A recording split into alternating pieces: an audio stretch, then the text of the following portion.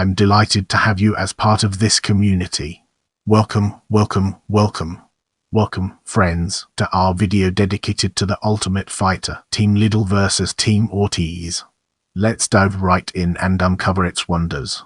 The Ultimate Fighter, Team Liddell versus Team Ortiz, also known as the Ultimate Fighter, Team Liddell versus Team Franklin for the final episode of the season, is the 11th installment of the Ultimate Fighting Championship UFC-produced reality television series The Ultimate Fighter. The show began taping in early 2010 and premiered on Spike on March 31, 2010. The live finale of the show was June 19, 2010.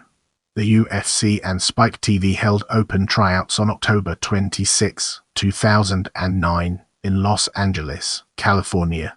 The casting call went out for middleweight and light heavyweight fighters. Fighters wanting to try out for the show must have been at least 21 years old and have had a professional MMA record. 300 fighters showed up to the tryouts, including UFC veterans Jason Lambert, Nick Thompson and Logan Clark, International Fight League and Elitex veteran Wayne Cole, as well as Season 1 TUF competitor and former Strikeforce light heavyweight champion Bobby Southworth. In addition to the open tryouts, the UFC also accepted applications available through its website until November 9, 2009. During the Ultimate Fighter Heavyweights finale, Dana White announced that the coaches would be Tito Ortiz and Chuck Liddell. White also announced that the fighters for this season would compete in the middleweight weight class. The season will feature 28 fighters as opposed to the usual 16 or 32. The series boasts a new wildcard format in which the two coaches will pick two fighters who lost their preliminary bouts to face each other for the 8th spot in the quarterfinals. As we venture forward, let's take a closer look at coaches and its impact on our understanding. Team Liddell. Chuck Liddell, head coach. Howard Davis, Jr., boxing coach. Scott Epstein.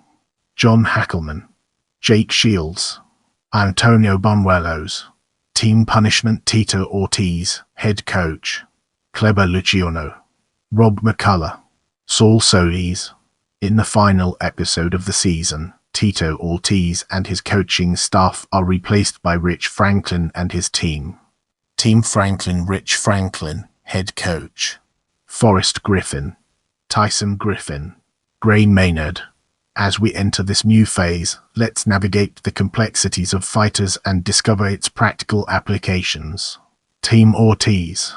Nick Ring, Kiesi Escola, Chris McRae, Jamie Yeager, James Hammertree, Clayton McKinney, Chris Kamotzi, Seth Baczynski. Team Liddell. Carl Nogue, Rich Atanato, Charles Blanchard, Josh Bryant, Brad Tavares, Court McGee, Joseph Hennell. Kamotzi was replaced by Baczynski due to injury before official competition started on national television. Fighters eliminated before entry round. Brent Cooper, Jason Flynn, Charlie Lynch, Victor O'Donnell, Norman Parasi, Costas Filipao, Greg Rebello, Jordan Smith, Ben Stark, Lyle Stephens, Warren Thompson, Cleben Walker, Woody Weatherby. In the next portion, we'll be immersing ourselves in the realm of episodes and examining its broader implications. Episode 1, Smashed Up. Dana White welcomed 28 fighters to the new and improved UFC training facility and announced that only 14 would get into the Ultimate Fighter house. He also announced a format change for the season. Following the first round, White and the coaches would pick two fighters who were eliminated in the first round to be wild cards.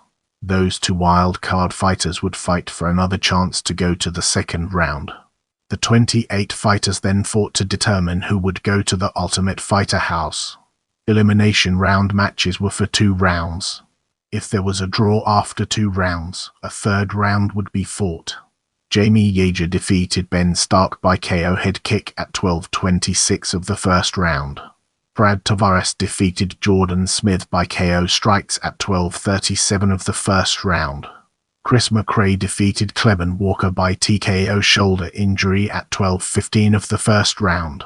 James Hammertree defeated Norman Parasi by TKO retirement at the end of the first round. Nick Ring defeated Woody Weatherby by TKO punches at 2:42 of the first round. Carl Noak defeated Warren Thompson by unanimous decision after 2 rounds. Court McGee defeated Seth Baczynski by unanimous decision after 3 rounds. Chris Camozzi defeated Victor O'Donnell by unanimous decision after 3 rounds. Kiesi Escola defeated Brent Cooper by KO punches at 12:25 of the first round. Joseph Hennell defeated Costas Filipao by submission armbar at 2:17 of the second round. Rich Ateneto defeated Lyle Stephens by unanimous decision after 2 rounds. Josh Bryant defeated Greg Rebello by majority decision after 2 rounds. Charles Blanchard defeated Jason Flynn by TKO referee stoppage at the end of the first round. Clayton McKinney defeated Charlie Lynch by TKO punches at 4:07 of first round. Episode 2, Suck It at Chuck. Liddell and Tito Ortiz picked teams.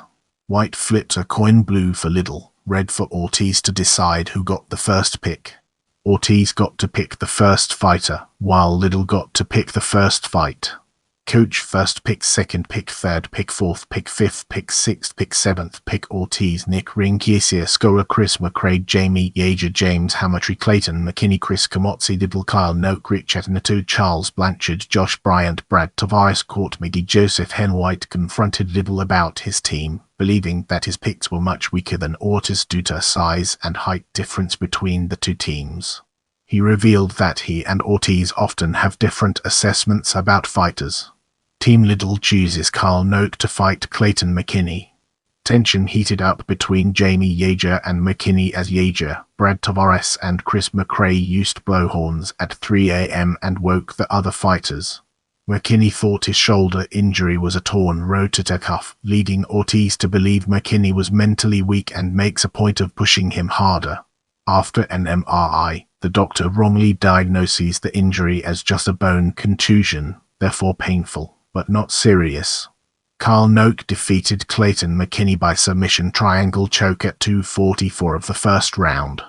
A visibly frustrated McKinney walked away in disappointment, but was called back by Ortiz to immediately practice escaping triangle chokes. Attempting to boost the morale of McKinney and his teammates, Ortiz reminded him that he could still win a wildcard slot.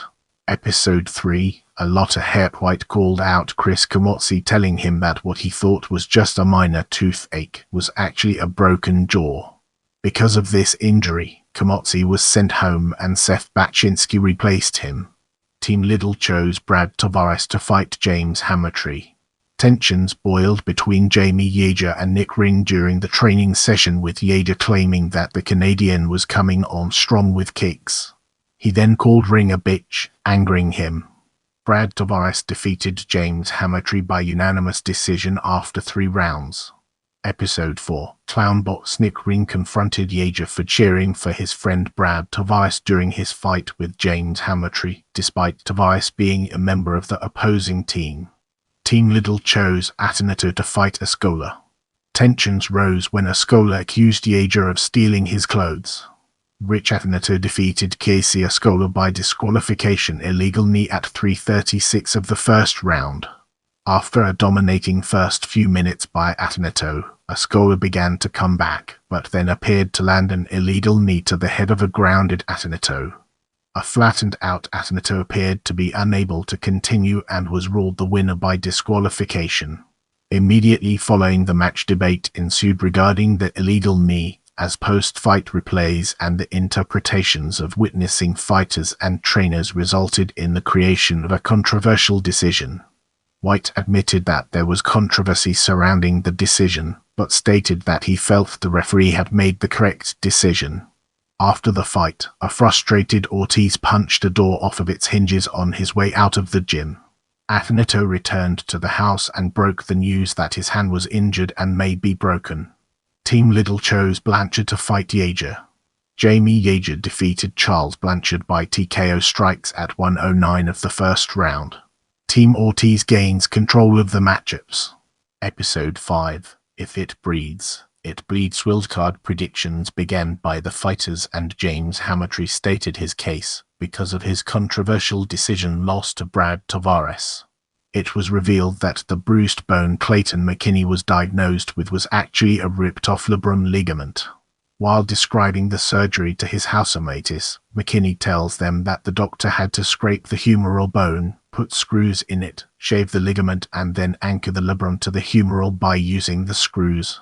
Since this type of injury takes months to heal completely, it eliminated McKinney from the wildcard race, along with Charles Blanchard, who claimed that he is in no condition to beat anybody right now. Ortiz made an apology to McKinney for making remarks about him not giving 100% during the earlier team training. McKinney accepted his apology but, as Ortiz walks away, gave him the middle finger.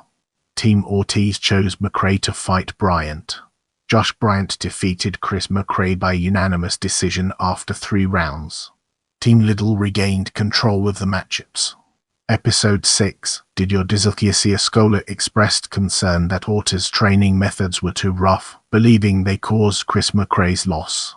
His teammates, including McRae, thought otherwise. Team Liddell swept Team Ortiz indodgeable to win the coach's challenge.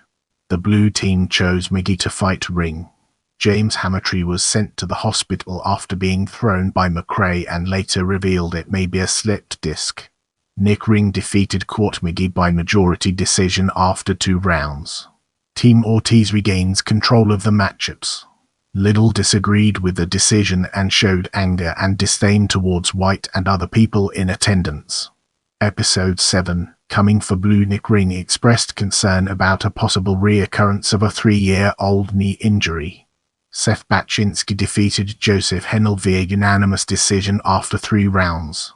The wildcards were announced as Kiesi Escola and Chris McRae. As Rich Atenito had to withdraw from the competition, his spot was open. White gave the slot to Court McGee, without having to fight for it. This upset Hennel and James Hammertree, who both believed they did enough in their fights to earn either a wildcard or Atenito's slot. Episode 8, Closed Mouth Don't Get Fed. Chris McRae defeated Kiesi Escola via submission Kylock at 12:59 of the 2nd round. The quarter-final matchups were announced as Nick Ring vs. Court McGee, Carl Noak vs. Chris McRae, Brad Tavares vs. Seth Baczynski, Jamie Yeager vs. Josh Bryant. Ring discovers that he required his 3rd ACL reconstruction surgery and faced the choice between fighting on and risking tearing his meniscus or withdrawing from the competition. Ring withdrew and was replaced by Hammertree after he ran after White as he was leaving the house, stating he wanted the fight. Court McGee defeated James Hammertree via submission standing guillotine choke at 12:28 of the 2nd round. Episode 9, Civilized Sportitis reveals that his doctors want him to have neck surgery immediately, as he is now regularly experiencing numbness in his limbs. Chris McRae defeated Kyle Noak via unanimous decision after 3 rounds. Brad Tavares defeated Seth Baczynski via disqualification illegal soccer kick at the end of the 1st round. Baczynski had soccer kicked Tavares in the head as the buzzer went, signaling the end of the 1st round. The Team Liddell member then face-planted, leading Baczynski to apologize immediately. Tavares then asked for what? Clearly not knowing what had just happened. After consulting with the doctors, referee Herb Dean ended the fight, declaring Tavares the winner via disqualification, which marked the 2nd time this season that such an event occurred. The decision sparks a near riot after Ortiz and Saul Solis claim that the soccer kick caught Tavares in the armpit. Solis claims that Team Liddell already got one bad decision go their way. This angered Rich Atenito, who called out Solis for disrespecting him. After arguing with Joseph Hennel about it, Ortiz proceeded to march towards him, leading Liddell to stand up for his fighter before being restrained by his team. It was later revealed by the replay that the kick landed solidly on the head. Liddell was pulled aside by White, who informed him that Ortiz had pulled out of their intended fight at UFC 115. The episode ends with Liddell walking out of the room saying, "I'm going to punch him." Episode 10, Shocked and Outosh. Bryant defeated Jamie Yeager via TKO retirement at the end of the 2nd round. After 2 rounds, the judges declared the fight a draw and the fight was to go to a 3rd round. Yeager complained about not being able to see and left the octagon in an ambulance with his neck stabilized as a precaution. No substantive injuries were found in the hospital examination, however, and he was discharged in a few hours. Ortiz is informed that he is being replaced as a coach. He at first leaves without explaining to the red team, leading white to have to inform them of his withdrawal. Ortiz then explains to his team a couple of hours later at the house. Liddell is upset at being denied his rematch with Ortiz and swears angrily. The semi-final matchups are announced as Brad Tavares vs. Court McGee, Chris McRae vs. Josh Briantrick Franklin, former UFC middleweight champion, replaced Ortiz as the red team's head coach. Episode 11, A Will to Win. For this episode, the starting credits changed to reflect Ortiz's departure and Rich Franklin's entrance. The season was renamed Team Liddell vs. Team Franklin. This was also to our episode Forrest Griffin, Tyson Griffin and Gray Maynard also come in as the assistant coaches.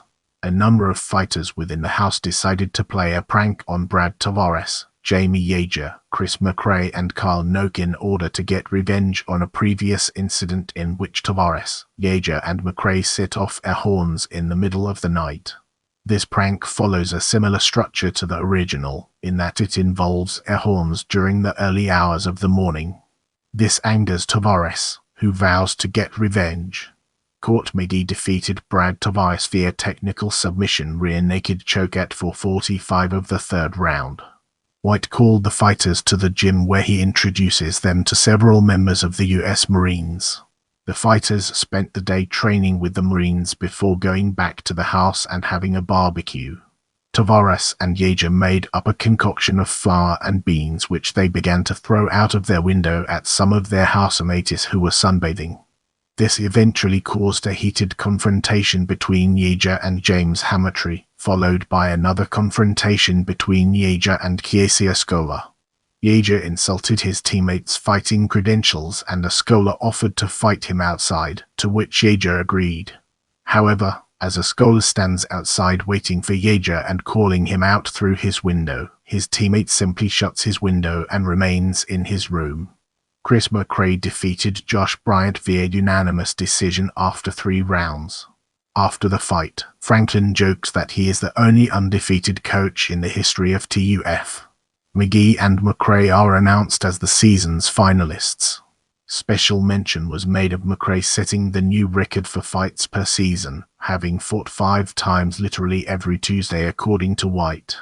With the groundwork laid, let's now examine tournament bracket and its connections to our previous discussions.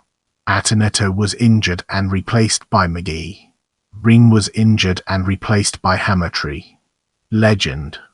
In this chapter, we'll be unraveling the enigma of the Ultimate Fighter 11 finale and discovering its transformative power. The Ultimate Fighter, Team Liddell vs. Team Ortiz finale, also known as the Ultimate Fighter 11 finale, was a mixed martial arts event that was held by the Ultimate Fighting Championship UFC at the Palms Casino Resort in Las Vegas, Nevada, on June 19, 2010. Featured were the finalists from the Ultimate Fighter, Team Liddell vs. Team Ortiz in the middleweight division. Let's now enter the realm of background and discover the fascinating stories it has to tell. Kenny Florian filled in for Joe Rogan as color commentator due to scheduling conflicts for Rogan. Diane Elkins was scheduled to face Charles Oliveira at the event, but Oliveira reportedly had to pull out of the fight due to visa issues. The bout was moved to UFC Live Jones vs. Matyashenko in August 2010. In this section, we'll be deep diving into bonus awards, unraveling its complexities and uncovering valuable insights. Fighters were awarded $25,000 bonus fight of the night, Matt Hamill vs. Keith Jardine knockout of the night, Chris Levin submission of the night, Court McGee. In the upcoming portion, we'll be dissecting reported payout to gain a comprehensive understanding of its implications. The following is the reported payout to the fighters as reported to the Nevada State Athletic Commission. It does not include sponsor money or locker room bonuses often given by the UFC, and also do not include the UFC's traditional fight night bonuses. Kurt McGee, $16,000, $8,000 win bonus diff. Chris McRae, $8,000, Matt Hamill, $52,000, $26,000 win bonus diff. Keith Jardine, $55,000, Chris Leben, $70,000, $35,000 win bonus diff. Aaron Simpson, $13,000, Dennis Siver, $34,000, $17,000 win bonus diff. Spencer Fisher, $26,000, Rich Atinato, $16,000, $8,000 win bonus diff. Jamie Yeager, $8,000, John Gunderson, $16,000, $8,000 win bonus diff. Mark Holst, $6,000, Brad Tavares, $16,000, $8,000 win bonus diff. Seth Baczynski, $8,000, Calm Noak, $16,000, $8,000 win bonus diff. Josh Bryant, $8,000, Chris Kamotzi, $16,000, $8,000 win bonus diff. James Hammertree, $8,000, Travis Brown, $12,000, $6,000 win bonus diff. James McSweeney, $8,000. Don't forget to hit that notification bell so you never miss an update from my channel.